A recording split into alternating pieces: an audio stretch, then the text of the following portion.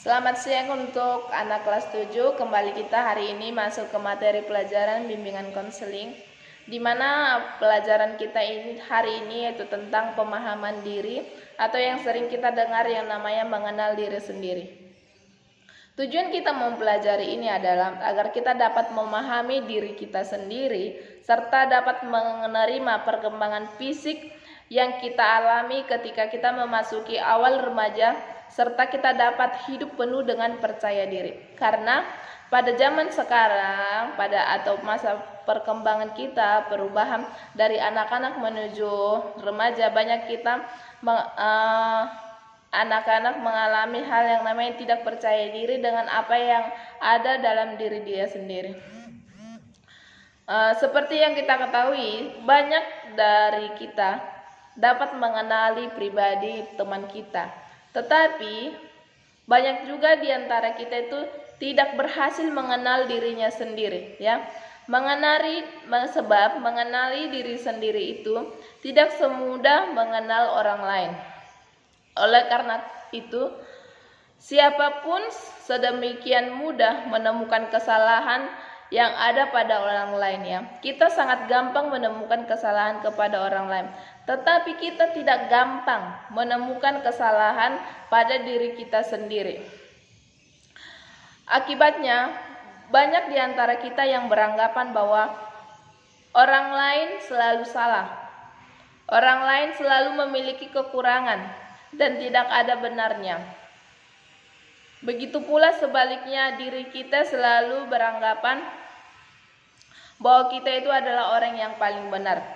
Sebab semakin kita mengenali dirinya, ya, semakin kita mengenali dirinya, maka akan semakin dalam untuk menyenangi dirinya sendiri, ya. Kita sering menyenangi diri kita sendiri, ya, tetapi kita tidak menyadari bahwa kemampuan dan bakat yang dimiliki orang lain itu jauh lebih daripada kemampuan yang kita miliki. Sebaliknya juga, kita sering beranggapan bahwa orang lain itu memiliki kemampuan lebih, memiliki bakat yang lebih, tetapi kita beranggapan bahwa kita tidak memiliki bakat. Hal inilah yang menyebabkan banyak anak-anak remaja atau yang di masa peralihan dari anak-anak menuju remaja, dia tidak bisa mengenali dirinya sendiri, ya.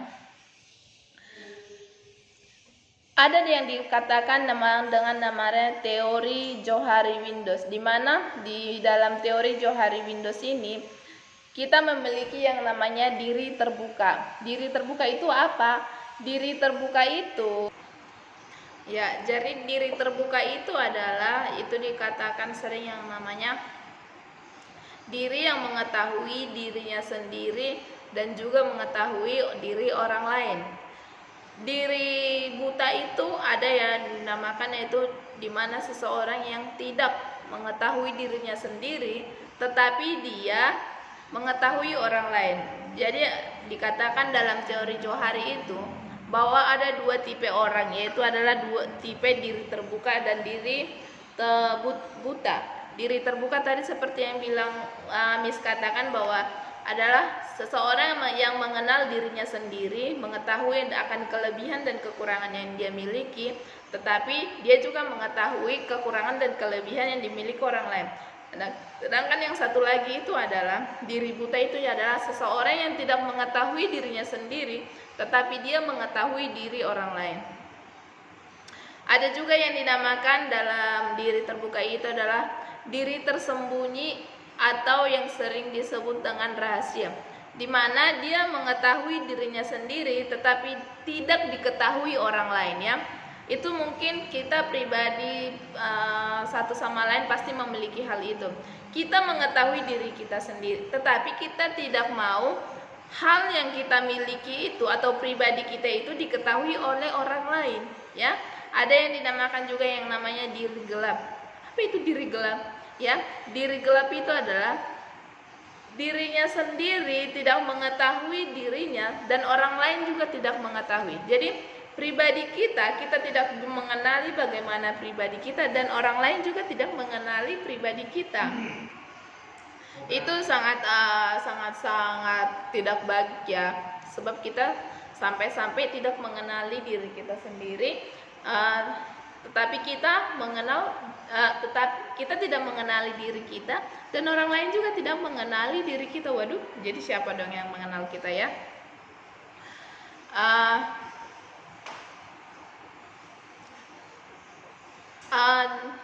Diri sendiri itu adalah individu yang kurang memahami diri sendiri, di mana tingkah laku kita itu sangat terbatas.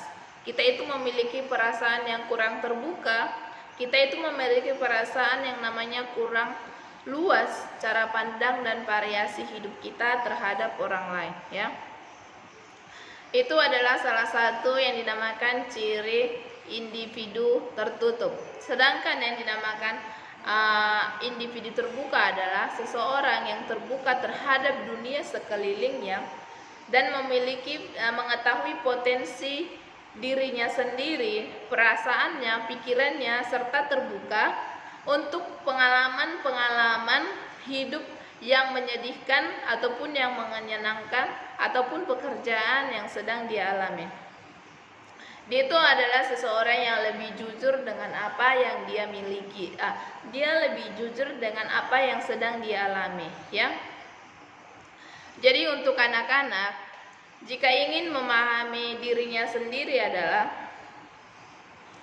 anak-anak harus memahami individu kita. Caranya itu yang bagaimana, ya? Apa aja yang harus kita pahami dari diri kita sendiri? Apa aja yang kita pahami dari individu kita? Yang pertama itu adalah aspek fisik ya. Seluruh anggota badan individu termasuk bagian-bagiannya. Artinya di sini seluruh anggota badan kita ini kita harus memahami. Kita harus memahami sisi mana yang menjadi kekurangan kita dan yang sisi mana yang menjadi kelebihan kita. Yang kedua itu aspek psikis, yaitu adalah yang berhubungan dengan kondisi kejiwaan individu. Jadi sebagai anak remaja yang mengalami peralihan dari masa anak-anak menuju remaja, kita harus mengetahui bagaimana kondisi kejiwaan kita.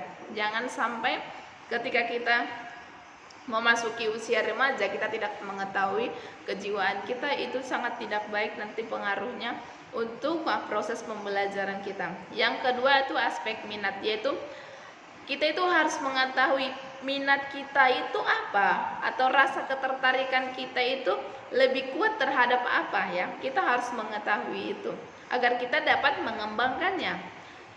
Yang berikutnya itu aspek bakat, yaitu adalah kemampuan yang dibawa oleh seseorang sejak lahir dan bersifat menurun. Artinya di sini kita itu harus mengetahui kemampuan yang kita miliki sejak kita lahir. Apa sih kemampuan kita?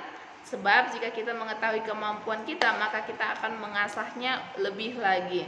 Selanjutnya aspek cita-cita. Apa itu cita-cita? Cita-cita itu adalah gambaran diri yang ada pada diri seseorang, dan ada orang yang disebut sebagai salah satu potret diri seseorang ya. Jadi kita harus mengetahui apa yang menjadi cita-cita kita sejak kita kecil sampai kita besar. Jika kita telah menetapkan cita-cita kita, maka kita tahu bagaimana mengarahkannya nanti. Yang selanjutnya adalah gaya hidup. Apa itu gaya hidup? Gaya hidup itu adalah sesuatu yang diinginkan oleh masing-masing orang, ya.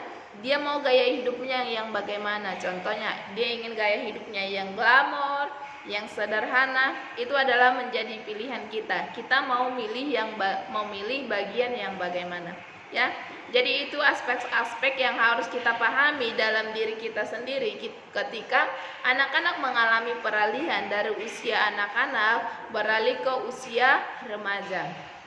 Sekian materi kita tentang mengenal diri sendiri. Setelah ini, anak-anak Miss minta penugasannya yang pertama adalah coba sebutkan apa kelebihan yang kamu miliki yang ada dalam dirimu sendiri, ya. Yang pertama, sebutkan apa yang menjadi kelebihanmu, ya. Apa kelebihan dirimu sendiri. Yang kedua, apa yang kamu lakukan terhadap kelebihanmu atau terhadap kemampuan yang kamu miliki. Contohnya, kamu itu kelebihannya itu pintar main musik. Terus yang kedua, apa yang kamu lakukan ketika kamu mengetahui bahwa kamu memiliki kelebihan bermain musik? Ya, jadi yang pertama soalnya itu kelebihan apa yang kamu miliki. Yang kedua, apa yang kamu lakukan dengan kelebihanmu itu.